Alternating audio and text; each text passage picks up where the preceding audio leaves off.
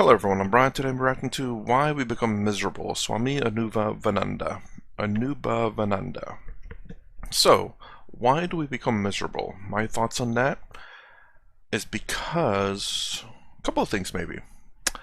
We get attached, we seek happiness. The reason why we seek happiness is because we are not content.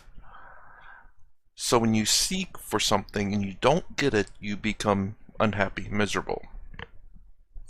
By being content, you don't need anything, so therefore you don't become unhappy. I don't know how to phrase that in the right way.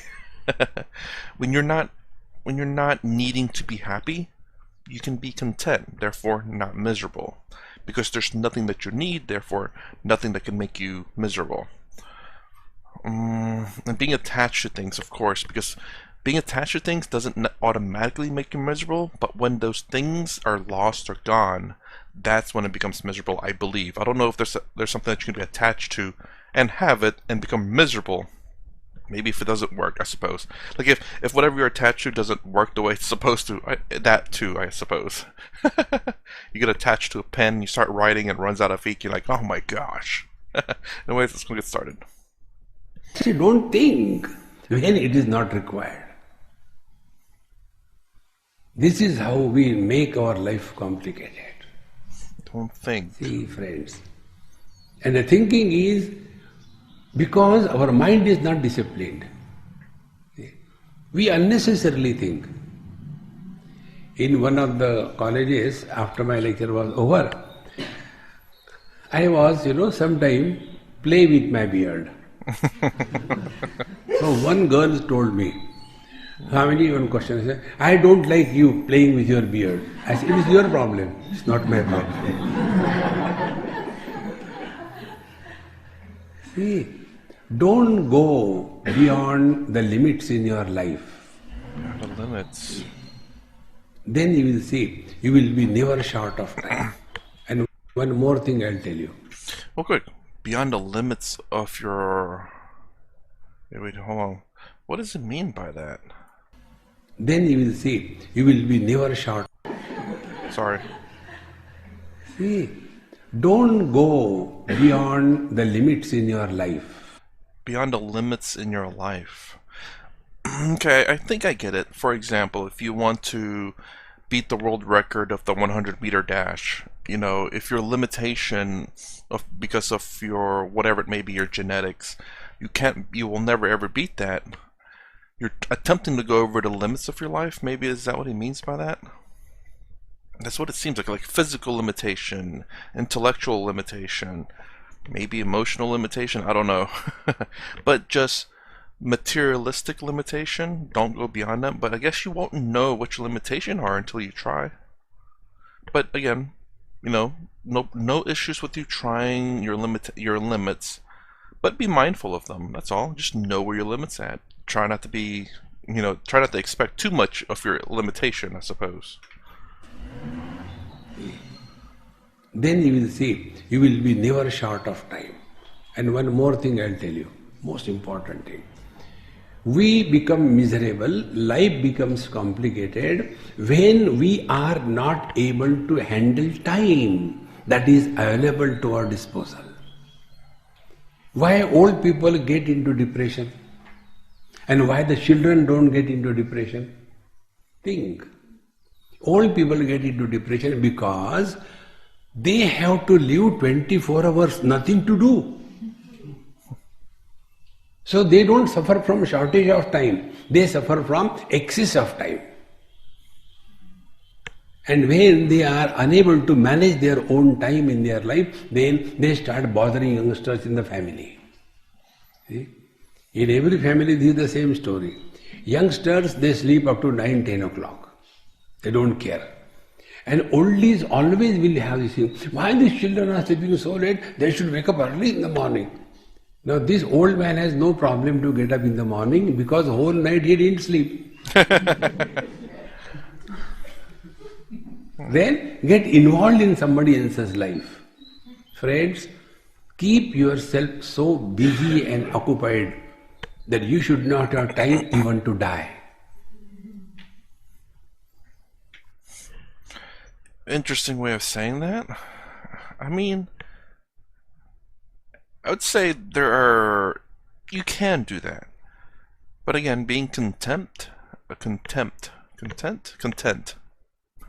is also fine.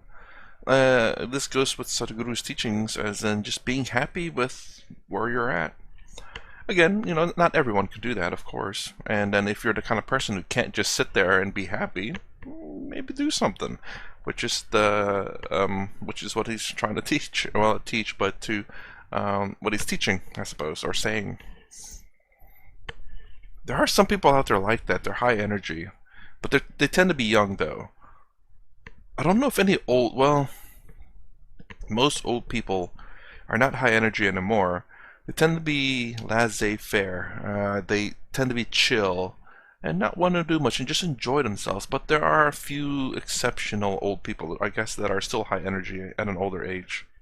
We are supposed to be accountable for 24 multiplied by 7 multiplied by 365 days a year. Oh. Not one moment should be, I don't know, what should I do? No, you should not have time even to think. Keep yourself occupied. See?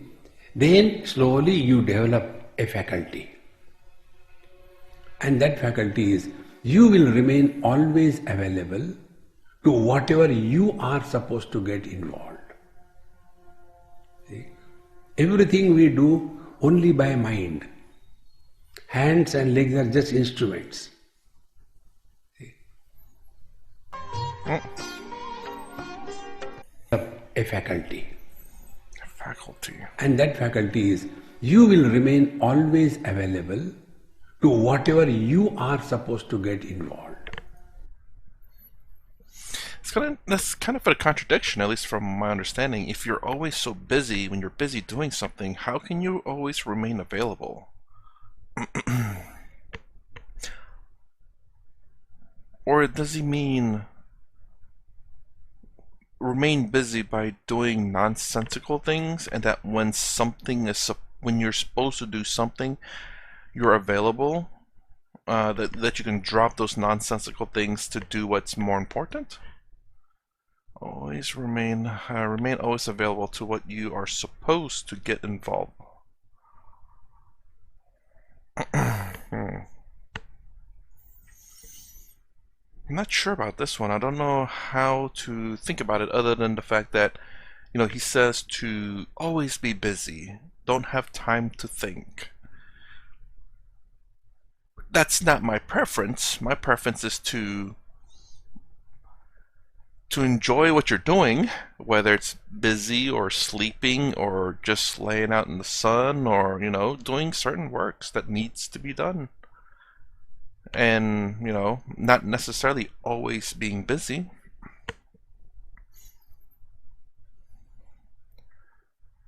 I wonder, how do you always remain busy, though? I mean, I think by trying so hard to remain busy, what if you run out of things to do? Then you're going to be stressing about, I need to remain busy. I mean, I don't know if there's people out there that just can keep themselves busy 24/7. If you can, my gosh, what kind of life do you live?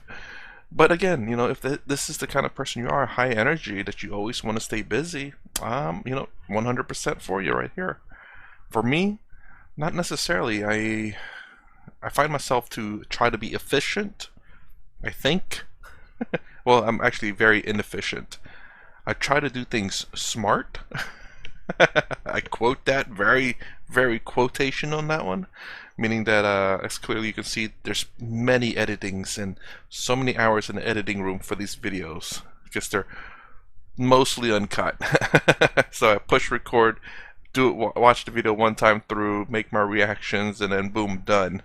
The only thing I have to do is just amplify the volume so that you can hear me and put the little outro, then boom, done.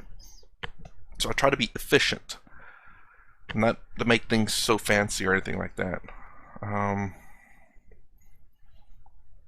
There was an edit in the very beginning of the video because I forgot to put the audio to come to my ear, so it's coming through the speakers.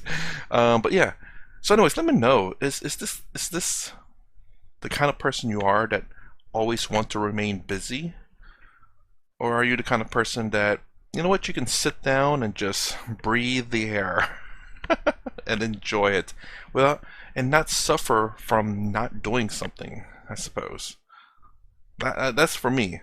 I mean, I can remain busy by enjoying something, watching YouTube, um, you know, doing a little bit of research. I mean, I technically I'm staying busy, but it's not like I always have to stay busy. I can just lay down, I think. But yeah, I don't know. Maybe I am staying busy. But I am thinking too at the same time, so my thoughts are not working against me. Anyways, let me know. This is my reaction to why we become miserable. If you like my content, please consider subscribing. Thumbs up, thumbs down below. Thanks for watching. I'll see you in the next vid.